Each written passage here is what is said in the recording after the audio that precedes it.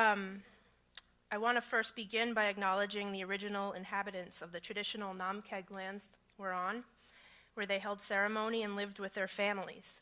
We pay respect to them and the living Wampanoag communities who now caretake these lands, and we offer our care and gratitude to them and to the land, water, and air. Thank you for the privilege of being here together on Native land. We are grateful to Carolyn and Peter S. Lynch and the Lynch Foundation, Ellen and Steve Hoffman, the East India Marine Associates, and to the National Endowment for the Arts for their support of T.C. Cannon at the Edge of America. We also gratefully acknowledge additional support from the Andrew W. Mellon Foundation for making today's program possible. I want to thank our panelists for coming. Many have traveled far away from their families and jobs and schools and busy lives to join us for this important day of discussion and exploration of the Caddo Kiowa artist, T.C. Cannon. I also want to thank Rachel Allen, who you'll be hearing from on the first panel. Rachel is our current long-term curatorial Mellon Fellow, and she deserves a special shout out and thanks for her hard work on this exhibition and today's program. Thank you also to Dan Monroe and our Deputy Director Linda Hardigan for their support of this important gathering, and to the many amazing Peabody Essex Museum staff that helped make this happen. My goal for this presentation is to provide you with an overview of T.C. Cannon at the Edge of America. I will explore Cannon's visual language and key ideas he engaged over his 20-year career, and I'll also look at his enduring legacy. This will establish the foundation from which the day will expand. We're so proud to have organized this exhibition right here at the Peabody Essex Museum. Our commitment to Native American culture extends not only to our collection, which is the oldest collection of Native American art in the Western Hemisphere, dating back 10,000 years, but it also extends to our Native American Fellowship Program, which is one of the most impactful museum fellowship programs in the country, which is focused on fostering and advancing the next generation of museum leaders through summer sessions and year-long fellowships. This program is heading into its 9th year, and we are enormously proud of our alumni and the work they're doing here with us and in the wider world. I want to start by sharing a passage from a letter T.C. Cannon wrote from Ben Hoa, Vietnam. As a soldier in the United States Army's 101st Airborne Division, he was 3 months into the Tet Offensive. Dated April 15th, 1968, almost immediately following Martin Luther King Jr.'s assassination, it reads, "This place really does one thing for you. It makes you strong in will. You say to yourself, I'm going to walk out of this place alive. Some people don't. I don't have that big a dream of America to be a total right-wingist and go around condemning M.L. King's assassin and at the same time refuse his wife a seat in my convent. I'm so goddamn sick of this whole scene about this war and the supposed peace talks and dead Negroes and looting Negroes and P-regidious peons from Mississippi who think they're going to go to a segregated heaven. I've just got no room in my heart anymore for what I'm supposed to have in my heart, for the tolerance of mankind. Of course, I still have a love for man, but only if I can recognize love in them. Otherwise, I'd rather be a blade of grass on a terrace of Machu Picchu in South America." This places Cannon squarely in the turbulent social and political climate that defined 1960s and 70s America. The same time frame, Cannon worked as an artist until his untimely death in 1978 at 31 years old. This passage expresses the political urgency that encapsulated Cannon's creative output. Like his painting, poetry, prose, and music, this passage is deeply personal, yet undeniably political, and it so adeptly underscores contradiction, something Cannon explored throughout his short but highly productive and impactful career. Almost every journalist I've talked to thus far has started our interview by asking me, why Cannon? Why now? And I think my answers may serve as a fruitful point of departure for us today.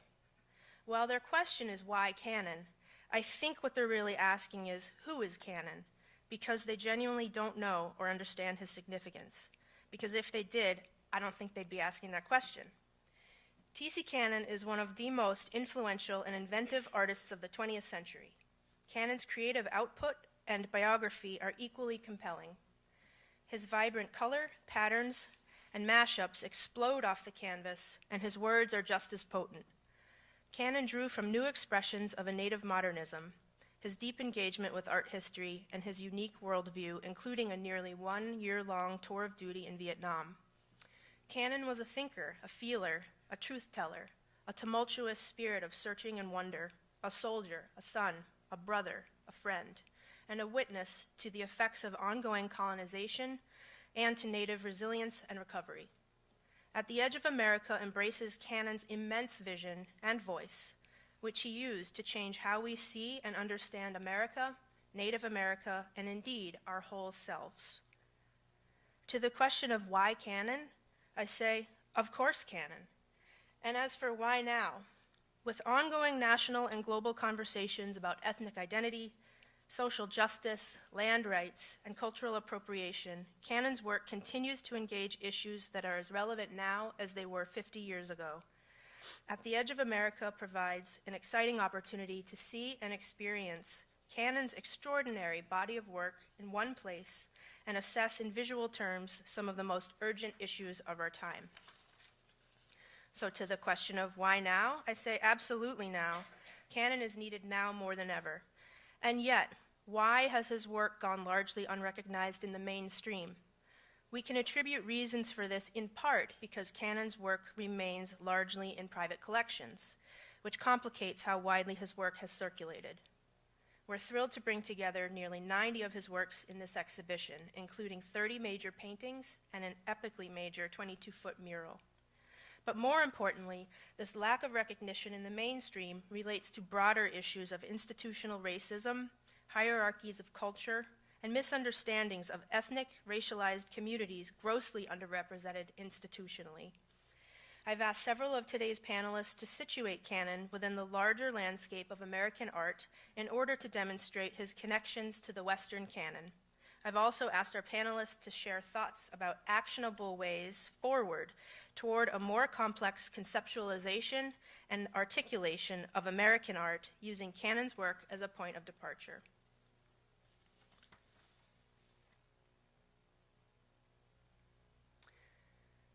So following on this idea, here's a quote by Cannon, dated to the mid-1970s. I'm going to read it. You can read it together. An Indian painting is any painting that's done by an Indian. Today, however, I really don't think there is such a thing as an Indian painting. There are so many modes that people are working in that it seems beside the point to call a painting Indian just because the artist is an Indian. People don't call a work by Picasso a Spanish painting. They call it a Picasso. After all, Picasso spent most of his life in France anyway. Does that make him a Spanish painter or a French painter? I say it makes him Picasso. Love this quote. It expresses Cannon's desire not to be pigeonholed into any one category of artist. It reflects his aversion to binaries. He did not draw simple lines between native and non-native people or art. What he was really engaged in and interested in was that space in between. Like many native artists, he wanted to be understood as an artist first and foremost, and didn't necessarily want his cultural identities to define him or limit understanding of his work. He wanted it to stand on its own on a broader platform. Cannon felt strongly that contemporary native art deserved to be critiqued, evaluated, and appreciated alongside mainstream art and artists. Our title, T.C. Cannon, At the Edge of America, signals the continued marginalization and oppression voiced in Cannon's work that has contemporary corollaries in politics, polemics, and activism. America today, as in the 1960s and 70s, is on the edge of political upheaval. Minority voices are demanding to be heard, not just in political arenas, but in the art world as well. All aspects of this project, including our publication, our traveling exhibition, this symposium, are raising consciousness and bringing Cannon into a broader, more expansive conversation of American art. And it is my hope that this project will contribute to him being recognized as one of the most inventive American artists of the 20th century. Cannon used his artistic practice as a political tool, bringing to life brutal traumas wrought by colonization and historical amnesia. He explored power dynamics between the oppressors and the oppressed. He underscored all this by emphasizing the incredible resilience and persistence of Native people. These ideas thread themselves throughout the exhibition, which is divided into 3 thematic sections, each of which explores a different facet of his critical vision and creative expressions in paintings, poetry, and music. The first section is called Reckoning, which introduces Cannon's work as a powerful reclamation of America as indigenous country. Representation explores how Cannon liberated his figures from the romanticized past and created a new present and future for them.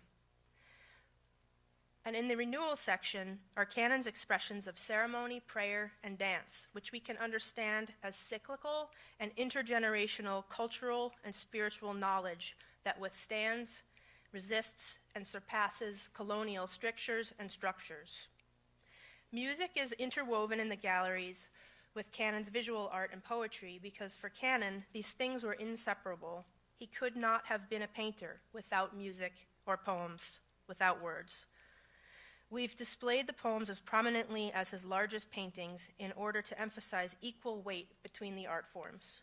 Taken together, they give us a richer, more multidimensional portrait of who Cannon was as a person and as an artist.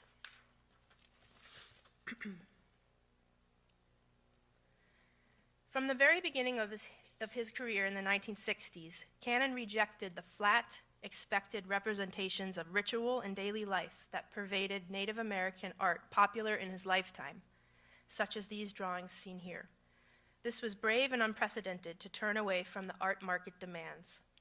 Cannon's progressive art school instructors at Santa Fe's Institute of American Indian Arts encouraged him and his peers to break away from this kind of sentimental imagery and to marry their Native backgrounds and sensibilities with the politics, art, and music of the day. They reveled in pop art, op art, abstract expressionism, and post-impressionism, and also Bob Dylan's musical call to action. Cannon began to combine contemporary stylistic modes with traditional Western painting tropes and his Native worldview. Ultimately, Cannon and his student contemporaries created an entirely new genre of Native American art. These budding young artists pivoted dramatically from their predecessors by creating new expressions of a Native modernism and challenging the way people thought about Indianness. This legacy still burns brightly, and we will hear directly from 4 Native artists who will speak to this influence and the enduring power of Cannon later this afternoon.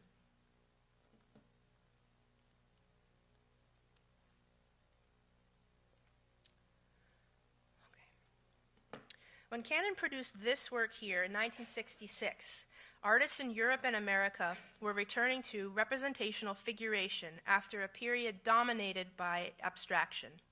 Civil rights activism propelled the idea of multiculturalism forward.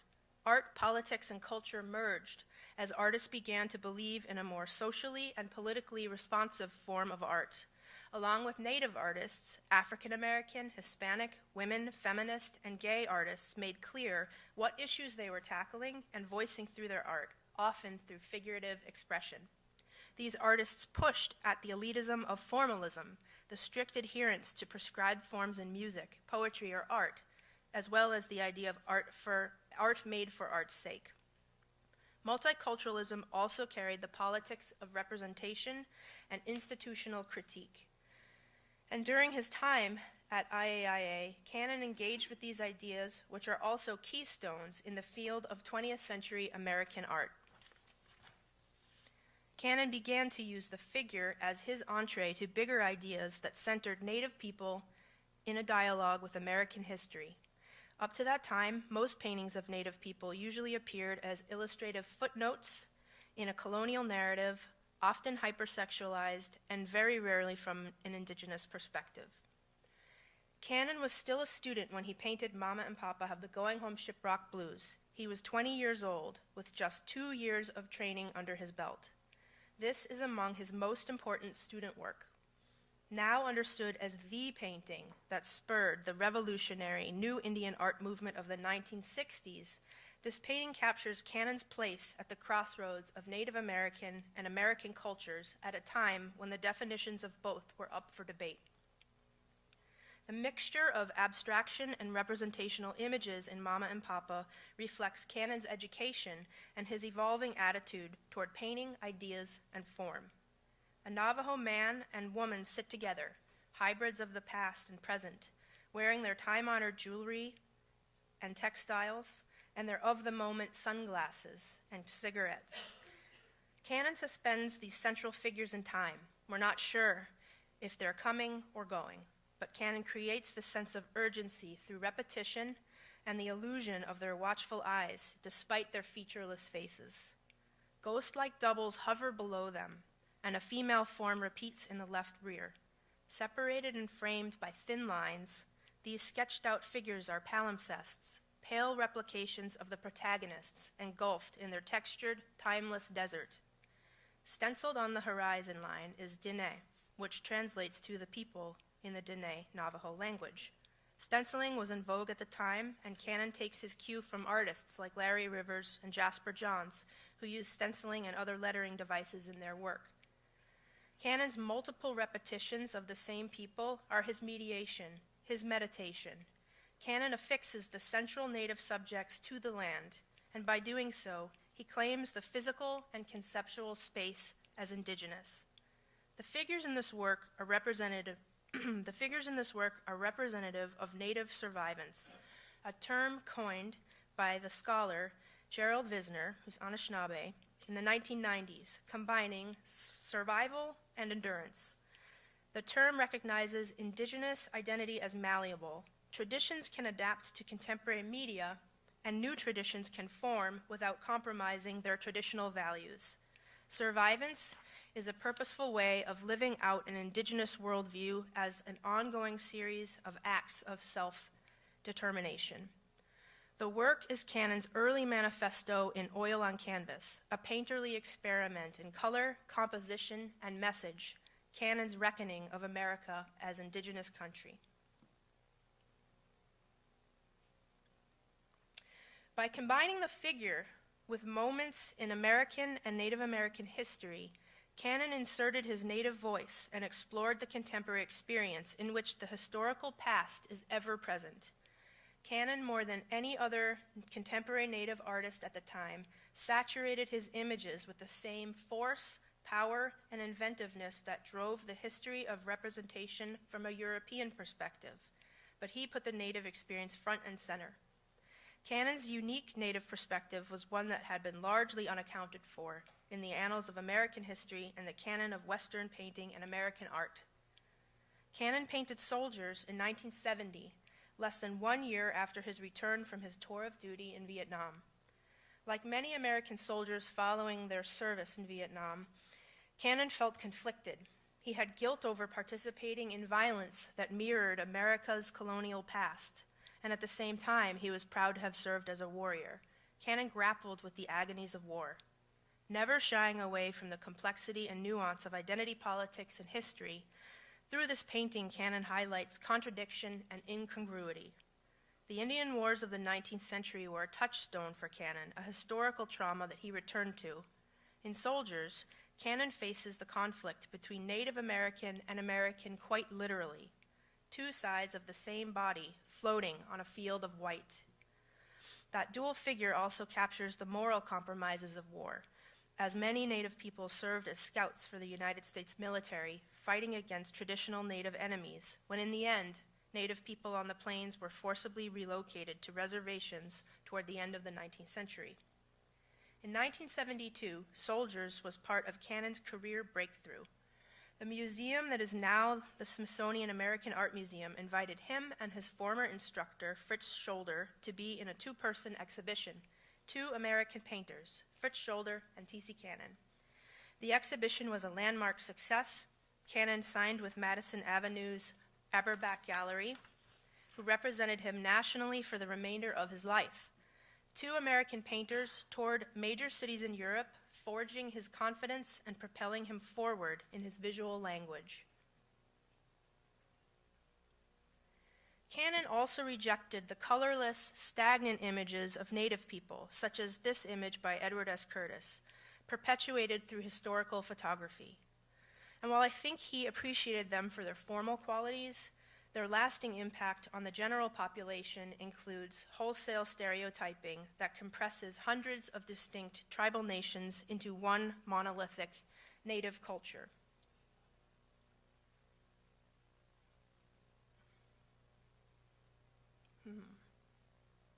Got one more time. We'll get there. Okay. It's technology stuff. It's new to me. So Cannon used these widely circulated, oversimplified images of Native people, and he turned them on their heads. Cannon confidently updated these portraits by painting them larger than life and in color in order to raise their profile and represent his people on his own terms. Along with his Native heritage, Cannon was inspired by the unexpected vivid colors, the energetic brushwork, and the large, flat areas that post-impressionist and Fauvist artists such as Vincent van Gogh and Henri Matisse used. Cannon created his unique signature style, drawing from these techniques, referencing these visual languages he understood and loved, but he made them his own. Cannon's masterful Two Guns Auricura epitomizes his dynamic use of color and patterns, an interplay between foreground and background, and mashups of native and non-native elements. Cannon's seated warrior wears a United States military scout uniform and classic 19th century Plains Indian adornments. The searing color of his clothes, accessories, and his purple pop art pompadour pull him out of the staid world of black and white romanticized Indian portraiture, while the frenetic energy of the room's wallpaper and his two guns, ready at the quick, reinforce his defiant posture and expression. The wallpaper's circles within circles were a favored leitmotif that for Cannon symbolized renewal and healing. Poised yet watchful, he confronts us to reconcile the past with the present.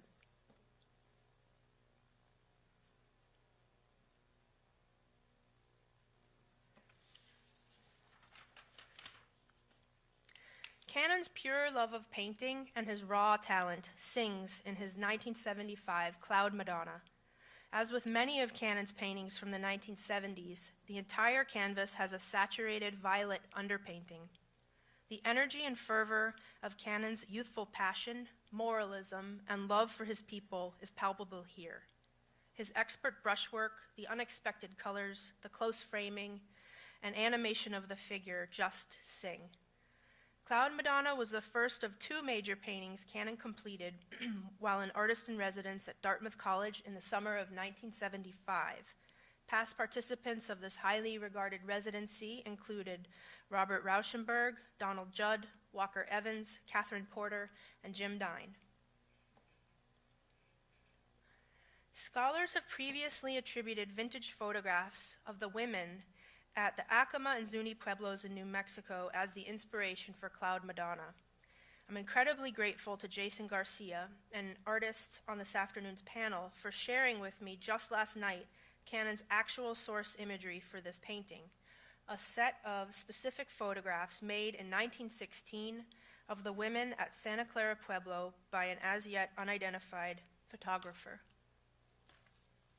Cannon takes the static black and white version and breathes color and life into her likeness. And here is our Cloud Madonna on the right. You can see her there. Cloud Madonna is Cannon's native take on Madonnas in religious art. Like Christian representations of the Virgin Mary, our Madonna also wears a vibrant blue mantle. Instead of holding a baby or baby Jesus, she walks with her life-sustaining melon, a gift of the gods in the sunburnt desert. Cloud Madonna's water jar on top of her head serves as a halo, extending to the heavens, interplaying with the clouds that silhouette her face and trail down her sleeve.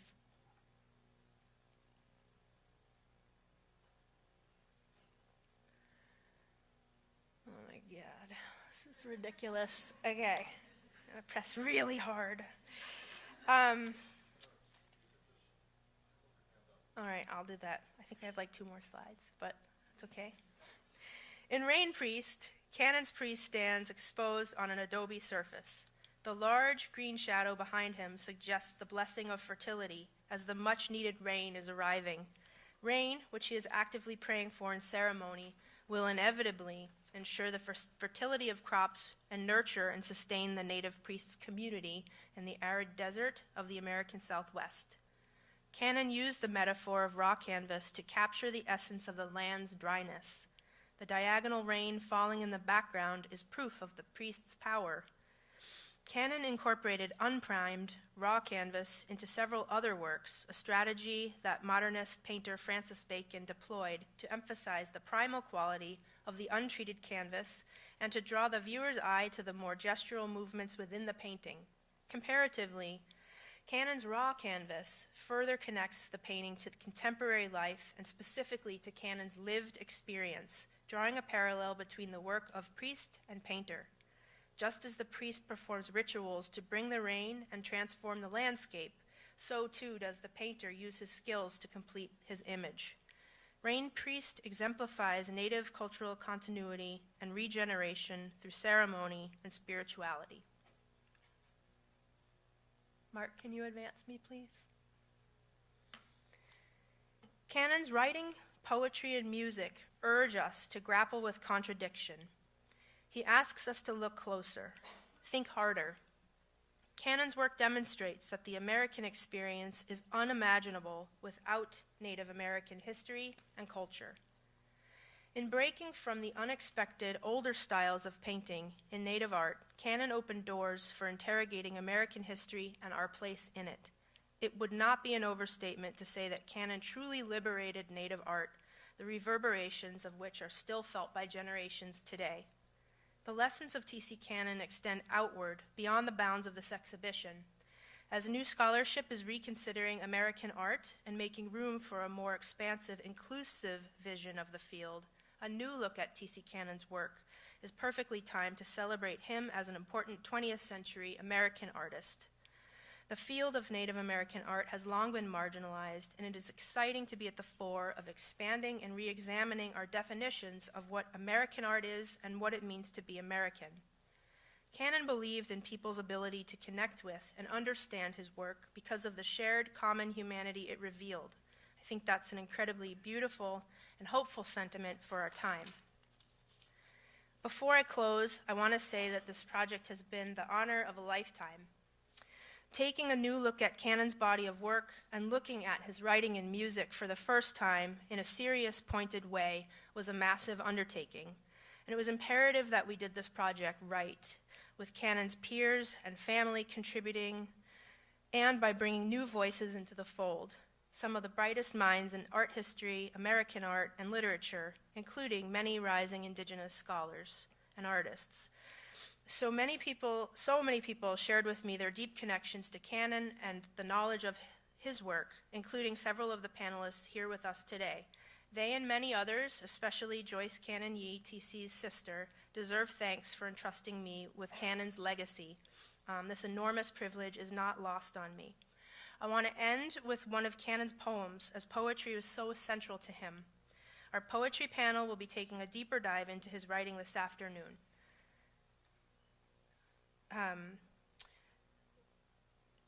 The poem that I want to read to you is an untitled work from the 1970s. It's referred to as Great Medicine, and it is just as raw, vivid, and beautiful as Canon's paintings. And when we had come out of the wind, we came to a place of small mountains and large, unpredictable skies that hung there above the Canadian, Washita, and Red Rivers. We married the earth for eternity there. We were given great medicine. We were great and proper children of medicine and ceremony. We could make the world quiver with our power. And when we came out of the Holocaust, we had to stand there and bury more than necessary in the shadows at small mountains under a large sky of bleeding tears. Many of us sleep for eternity there. But we were given a greater medicine, which we now conceal. You may see it in my eye. I hear it in your song. So, with that, I would like to introduce, well, with that I'm done. So we can clap me off the stage.